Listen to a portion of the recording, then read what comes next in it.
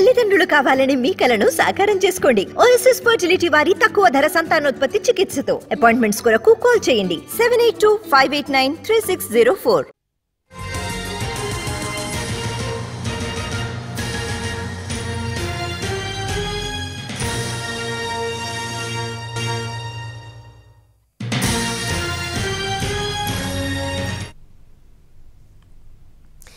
ఢిల్లీలో Congress election committee సమావేశం జరిగింది. తెలంగాణతో పాటు 8 రాష్ట్రాల్లో 50 లోక్సభ స్థానాలకు అభ్యర్థులను ఖరారు చేసింది సీఈసీ. తెలంగాణలో 6 పార్లమెంట్ నియోజకవర్గాలపై చర్చ జరిగితే 5 నియోజకవర్గాల్లో అభ్యర్థుల పేర్లపై క్లారిటీకి వచ్చినట్లుగా తెలుస్తోంది. చేవెళ్ల నుంచి రంజిత్ రెడ్డి, మల్కాజ్గిరి నుంచి సునీతా మహేందర్ రెడ్డి, నాగర్ కర్నూలు నుంచి మల్లు రవి, పెద్దపల్లి నుంచి గడ్డం వంశీ పేర్లు ఖరారైనట్లు తెలుస్తోంది. మరోవైపు ఆదిలాబాద్ సీటు ఆదివాసీకి ఇవ్వాలని సీఈసీలో నిర్ణయం తీసుకున్నట్లు తెలుస్తోంది. రిమ్స్ లో డాక్టర్ గా ఉన్న సుమలత పేరును కాంగ్రెస్ సీఈసీ పరిశీలించింది. రేపు రెండో జాబితా విడుదలయ్యే అవకాశం ఉంది.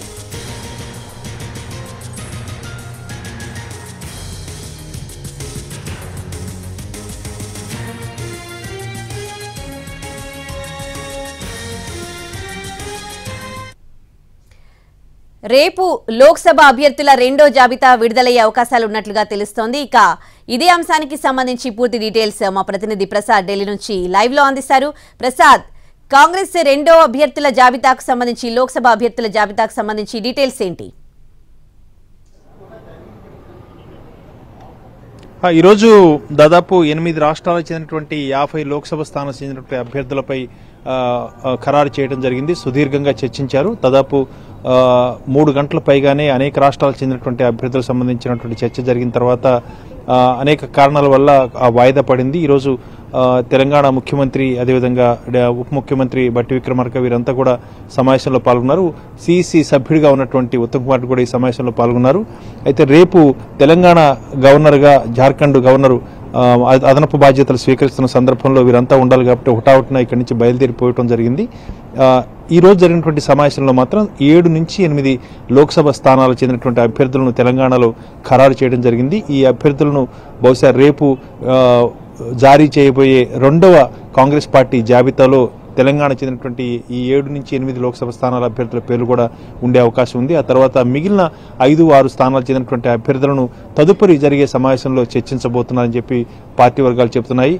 అంటే ఇక నుంచి రోజు కూడా సిఇసి సమావేశాలు ఉంటాయి. రేపు కూడా సిఇసి సమావేశం ఉంది. రేపు సిఇసి సమావేశంలో మధ్యప్రదేశ్, ఛత్తీస్గఢ్ లాంటి రాష్ట్రాలకు చెందినటువంటి లోక్సభ అభ్యర్థులను ఖరారు చేయనున్నారు. తదుపరి జరిగే సమావేశంలో అంటే ఎల్లుండి కానీ లేకపోతే ఆ మరుసటి రోజు కానీ జరిగే సమావేశంలో తెలంగాణ చెందినటువంటి మిగిలిన లోక్సభ స్థానాల అభ్యర్థులను ఖరారు చేయబోతున్నారు. మరొకరు అంటే రేపు కాక ఎల్లుండి తిరిగి మరోసారి ముఖ్యమంత్రి రేవంత్ రెడ్డి, అదేవిధంగా ఉప ముఖ్యమంత్రి బట్టి విక్రమార్క కూడా తిరిగి ఢిల్లీ రాబోతున్నారు. ఆ సమావేశంలో మిగిలిన అన్ని స్థానాలకు చెందినటువంటి తెలంగాణలో లోక్సభ అభ్యర్థులను కూడా ఖరారు చేసే అవకాశం ఉంది. ప్రధానంగా రేపు అధికారికంగా విడుదల చేసే జాబితాలో మాత్రం తెలంగాణ చెందినటువంటి 7 నుంచి 8 లోక్సభ అభ్యర్థుల జాబితా ఉండే అవకాశం ఉన్నట్టుగా తెలుస్తుంది. ప్రధానంగా ఖమ్మం, అదేవిధంగా ఖమ్మం లోక్సభ స్థానంతో పాటు భువనగిరి 3 ఎస్సీ స్థానాలకు చెందినటువంటి అభ్యర్థులు పెండింగ్లో ఉన్నారు. 3 ఎస్సీ స్థానాలు నాగర్ కర్నూలు, అదేవిధంగా పెద్దపల్లి, వరంగల్. ఈ 3 స్థానాలకు ఒకదానితో ఒకటి లింక్ ఉండటం వల్ల ఈ 3 స్థానాలను, అదేవిధంగా భువనగిరి, ఖమ్మం లోక్సభ స్థానాలు పెండింగ్లో ఉంచినట్టుగా తెలుస్తుంది.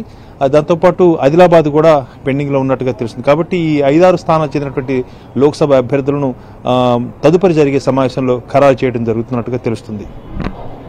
Right, thanks for the updates Prasad.